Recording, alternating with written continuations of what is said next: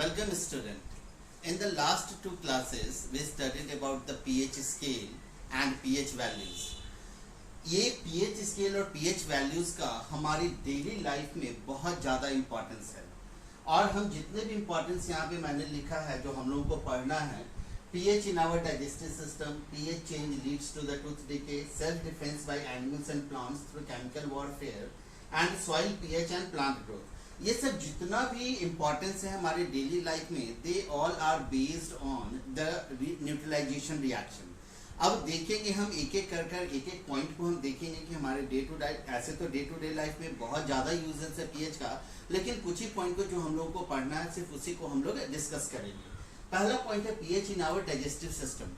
हम जानते हैं कि हमारे स्टमक में हाइड्रोक्लोरिक एसिड प्रोड्यूस होता है, ठीक है, और यही हाइड्रोक्लोरिक एसिड क्या करता है, फूड को डाइजेशन करने में मदद करता है. कभी कभी due to some oily foods, बहुत ज़्यादा ऑयली फूड से या बाहर का अगर जंक फूड खा लेते हैं तो हमारे स्टमक में एसिड की मात्रा बढ़ जाती है, विच लीड्स टू एसिडिटी, ठीक है, जिसके कारण बहुत ज़्यादा इरिटेशन होने लगेगा, स्टमक में पेन होने लगेगा.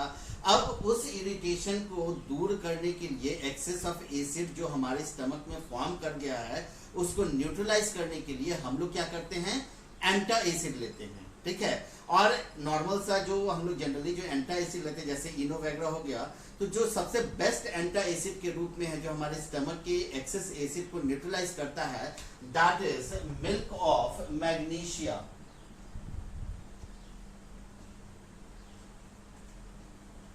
Milk of magnesia. Milk of magnesia है क्या? दिस इज एन इनसॉल्युबल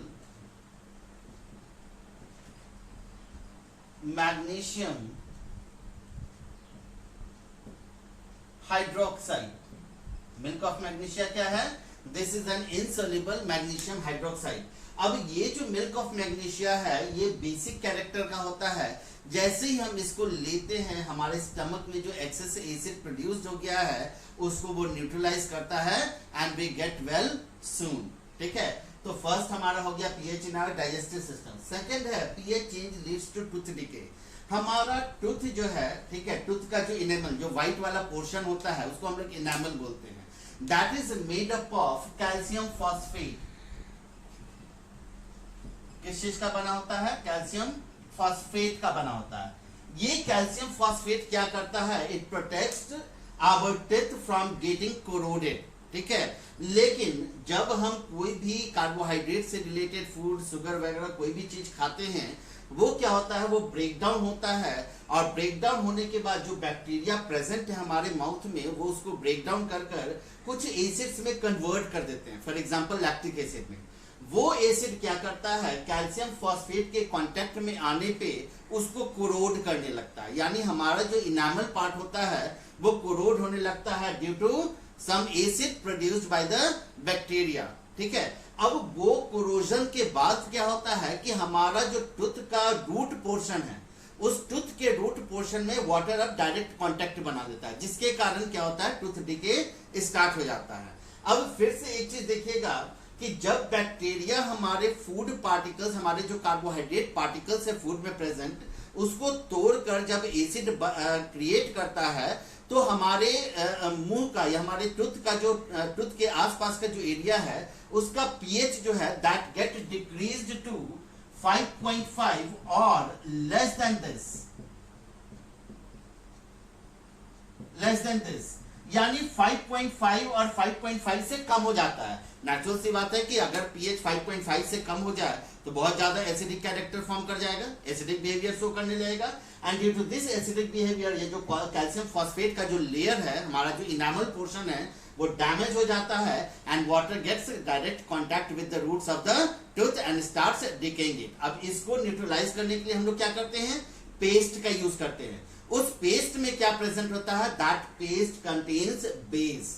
और वो बेस क्या करता है, जैसे ही आप लोग टूथ को साफ करने की कोशिश करते हैं पेस्ट से, तो जो एसिड प्रोड्यूस्ड हुआ है, एक्सेस एसिड जो बन गया है, वो क्या करता है, उसको न्यूट्रलाइज कर देता है. हमारा जो पीएच 5.5 से कम हो गया है उसको वापस नॉर्मल पोजीशन पे ले आता है. और एक चीज और याद रखिएगा कि रात में सोने से पहले डॉक्टर बोलता है कि हमेशा ब्रश करना चाहिए. रीजन है कि सोने के पहले जब आप खाना वगैरह कोई भी चीज खाते हैं तो वो कुछ पार्टिकल्स, फूड पार्टिकल्स हमारे टूथ में जाकर फंस जाता है, और जिसके कारण क्या होता है, क्योंकि रात भर आप माउथ का यूज नहीं करते हैं, तो उसमें वो क्या करता है, वो डिके होने लगता है, यानी जो बैक्टीरिया पोर्शन है वो उसको क्या करता है, ब्रेक डाउन कर एसिड में कन्वर्ट कर देता है, हमारा टूथ का पीएच बिलो हो जाता है। इसलिए बोला जाता है कि सोने से पहले हमेशा आपको पेस्ट का यूज कर उसको ब्रश कर लेना चाहिए, टूथ को साफ कर लेना चाहिए।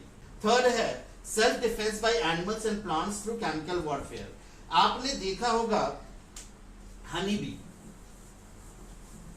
हनी बी स्टिंग करता है तो बहुत ही पेन और इरिटेशन होता है। तो आखिर क्या उसके बी में उसके स्टिंग में प्रेजेंट होते हैं जिसके कारण हमको इरिटेशन और पेन होता है? It contains methanoic acid. Methanoic acid उसमें प्रेजेंट होते हैं।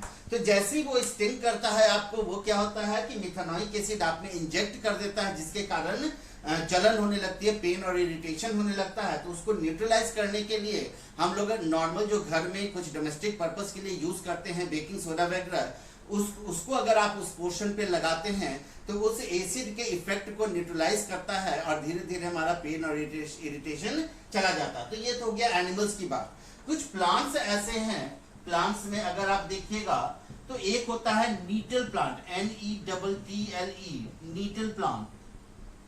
नीटल प्लांट में भी स्टिंग होते हैं, ठीक है, उसमें कांटा जैसा लगा हुआ होता है, उस कांटे में प्रेजेंट होते हैं द सेम मिथेनोइक एसिड। जैसे ही आप अगर उसके, और जनरली ये प्लांट पाया जाता है हिमालयन रीजन में, ठीक है, पहाड़ी एरिया में बहुत ही हिमालयन रीजन के बीचों बीच में ये सब जनरली पाया जाता है।